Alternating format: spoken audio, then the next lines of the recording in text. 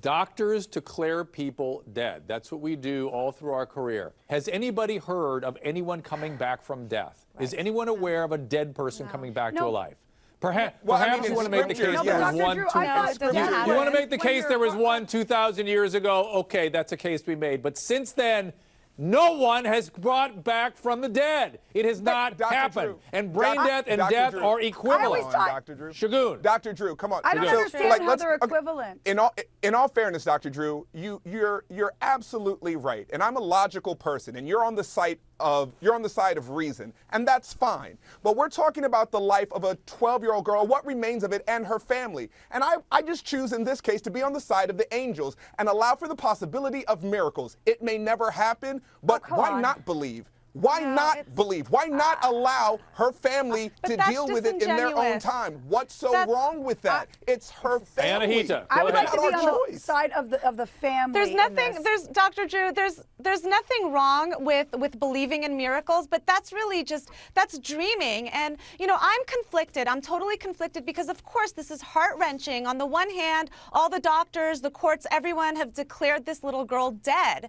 I mean, there's no way, no medicine, no waiting, no time, no miracle is going to happen that's going to change anything. But yeah, you know, on the other hand, she does have a family that it's hard. How can any family decide to pull the plug on someone, especially when you're a little girl? And the reason why I'm kind of okay with this. That is why physicians help people through these things to make the right and the ethical decisions. So they can't, rather than being stuck in a limbo of misery where they believe the child is alive, they can actually get on with their grieving. And by the way, the $10,000 a day to keep her alive can be spent on people who could survive their illnesses. This is not ethical. This is destructive to the family. It is destructive to the system. It's not okay to do this kind of thing. Can I just be clear, and though? I blame the attorneys that are defending this.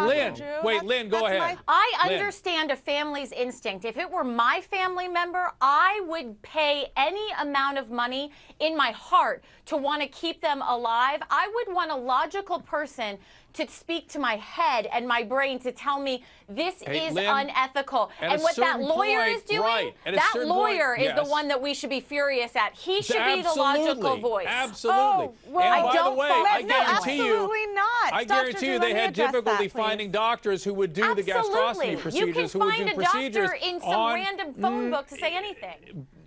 No, but they're not saying, they're saying she's improving, not that she's coming back to life or that her brain is waking up, because that cannot happen. Her improvement is that her cardiovascular status, she is what we call a cardiopulmonary prep.